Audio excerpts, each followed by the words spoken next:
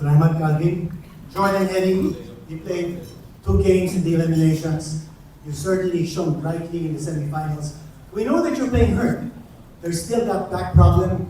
It's affected somehow your shooting. But in that final game of TNT against Rain and Shine, I mean, you gave it your all.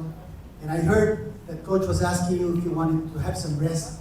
And you said, no, I'm going out there, and you scored 29 points. Jordan Henning, how special is this for you to be in the PBA finals, trying to get a Grand Slam for TNT? Yeah, I mean, just like a lot of these guys have said, super grateful to be here in this position with TNT and to be in the finals here. This is the type of situation that as players we all live and die for. Is to play in these meaningful games that people will remember. And I think this series coming up is going to be one of those series. Thank you, Jordan. And lastly, Poy Eram. Poy, tinitignan ko yung mga stats ng TNT.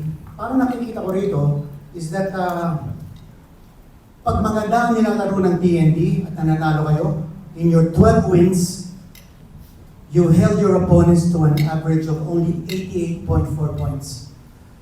Pero kung yung mga talo ninyo, 7 losses, your opponents have scored 98.4. Malaking bagay yung depensa ninyo.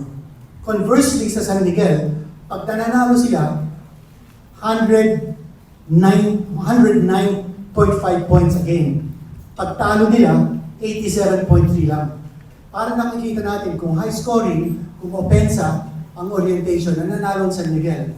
Ang TNT, kung depensa, kayo nananalo. Anong role mo, Poy, dito sa defensive schemes ni Coach Chot? Medyo parang it's very general yung ano.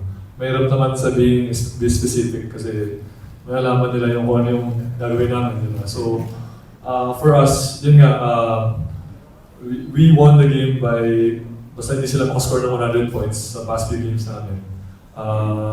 Mainly because we play defense. We play aggressive, we play smart. We don't play stupid. So, we make sure na we play aggressive but we play smart defense. Yung mga mental mistakes namin, we make sure na we correct it. We make sure na we move on to sa mistake namin. Yun yung sinasabi ni Coach sa amin na if we make one less mistake, every one of us a team. Diba? Laking bagay nun for us, diba? So, we need to make sure lang namin na all of us are more aware, more attentive dun sa kung anong gustong pagpagawa ni Coach, and make sure na we execute it perfectly, if not perfect.